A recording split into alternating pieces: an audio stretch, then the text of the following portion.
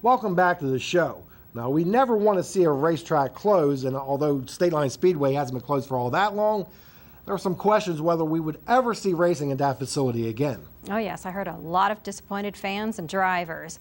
Now, right before the race, I did meet up with the new co-owner, Bill Catania. Okay, so tonight is the grand reopening of State Line, and you have a wonderful evening planned. Yeah, we couldn't be more lucky. The weather tonight is unbelievable.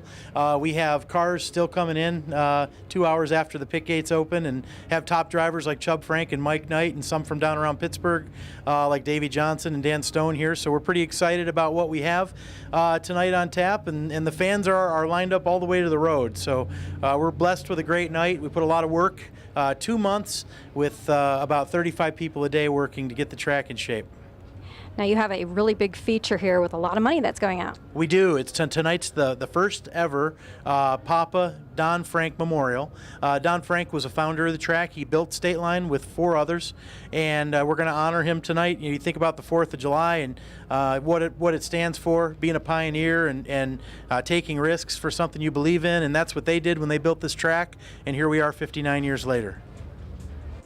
In the 58-lap, $5,800 to win Super Late Model feature, number 14, Dick Barton, the winningest active driver at State Line with 78 victories, would take the initial lead of the race from the pole position.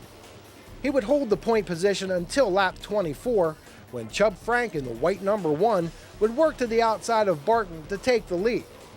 On lap 32, Robbie Blair, who started in the 10th position, passed Barton for second and began working on Frank.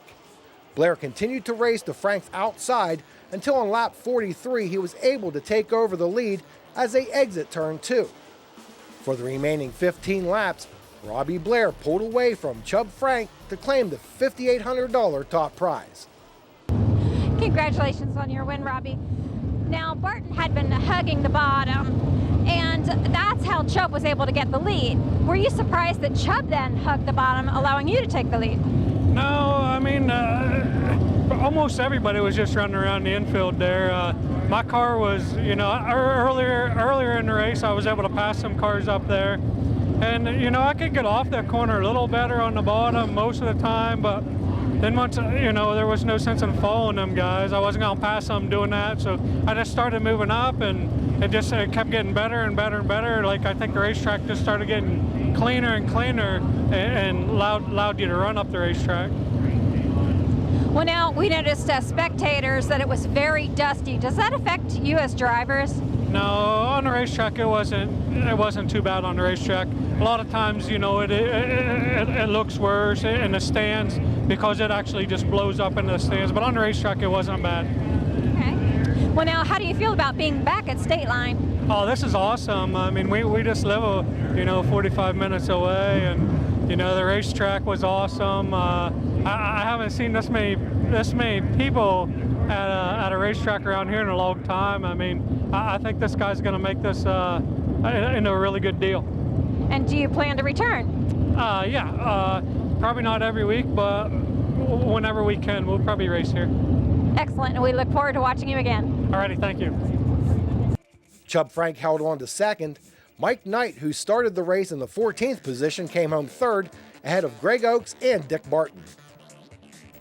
Now, I never heard any attendance figures, and I'm not sure the State Line officials know at this point how many people were there, but it was a lot of people. Yes, well, I know the stands can hold 5,800. They were full, and there were also people on the sides. Oh, yeah. Now, there is a rumor that's been going around for a very long time that State Line is actually on the Pennsylvania-New York state line, and that half of the track is in New York and the other half is in Pennsylvania. Right. Yep, I've heard That's that. one of the reasons why we went, even though we do say we only go to Pennsylvania tracks.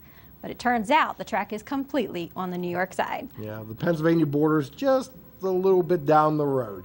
Now, coming up next, we will go back to Grandview Speedway for some rock modifieds. Keep it here.